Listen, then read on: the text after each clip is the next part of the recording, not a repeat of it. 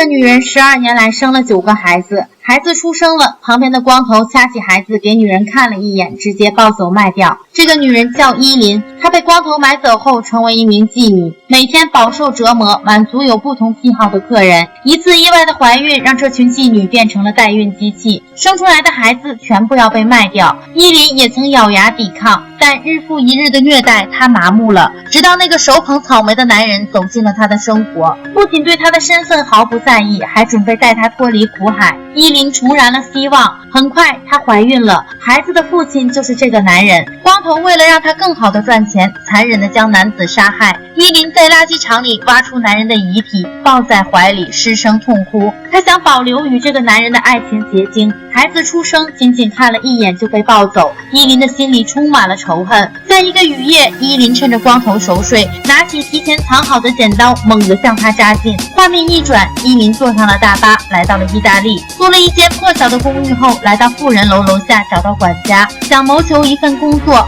他愿意付30%的工资作为回报。管家答应了他，让他打扫楼梯卫生。他在工作之余经常会关注4楼的一家住户。依林来到了4楼，特意为这家门牌打蜡抛光，这一举动获得了4人老佣人的好感，两人很快成为了朋友，还约好一起看电影。看电影时，依林趁着老佣人不注意偷走了钥匙，又借机出去对钥匙进行复制。当天晚上，他看到4楼的男主人带着女孩出门，女人也跟情人出去约会，依林便悄悄潜入4楼。当他翻箱倒柜的时候，门外突然传来了响声，他赶快躲到一旁，发现是管家借着检查的名义来偷金粉。这天，依林精心设计将老佣人从楼上摔下，摔成了植物人。他凭借老佣人和管家的评价选为新的佣人，他的工作是照顾孩子。这个孩子得了一种怪病，反应比较慢，不会反抗和躲避，经常被同学欺负。依林的工作之余更关注这一家的生活，他似乎在寻找着什么。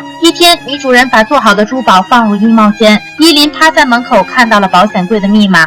随后，女人交代他要他照顾女儿1周，他们要出去旅游。当晚，依林便开始行动了，打开保险箱，但他却对珠宝视而不见，反而对着一些文件看得入神，欣喜若狂。第二天，他去学校接女孩，看到女孩被同学欺负后哭得很厉害，他很是心疼。回到家中，将女孩五花大绑，一次次地将她推倒。这个保姆将女孩五花大绑，一次又一次地将她推倒，无论女孩如何挣扎，她丝毫没有停止的意思。随后，保姆将这个女孩松绑，女孩站起身来扇了她好几巴掌，但保姆却看着她开心地笑了。她开心女孩学会了反抗。依林告诉女孩，如果以后再有人欺负她，一定要双倍还回去。依林和富人一家相处得很融洽，女孩也和她很亲近。有空之余，她还会去疗养院看望老佣人，并且给他存了一大笔钱作为补偿。圣诞节这天，依林的公寓被翻了个底儿朝天。下班回家的路上，她被2个圣诞老人装扮的大汉拳打脚踢。依林不敢回家，只能去求助管家。管家不想惹麻烦，劝她离开。依林只好用偷金粉的事情威胁管家收留她，管家只好答应她。一脸伤的她只能请假，虽然不能去上班，但是她对女孩放心不下，偷偷的来到学校看望，正好看到女孩被欺负。当她要冲出去的时候，发现女孩开始回击了。她一个人站在墙角高兴的大笑。随后她来到银行给老佣人存钱，恰巧碰到了女主人。女主人看到她满脸是伤，心中充满了疑惑，碍于女儿只好让她回来，但是没收了她的钥匙。这天，依林带着女孩去公园玩，捉迷藏的时候，她看到了自己最厌恶的人，那个当初她用剪刀戳死的光头。她立刻转身去找女孩，却发现女孩不见了。她以为光头绑架了女孩，赶紧跑回家求助女主人，却发现女孩已经回到家中。原来女孩只是想让她体验一下不告而别的滋味。第二天，女主人的车被砸得粉碎，这更加印证了她对依林的怀疑。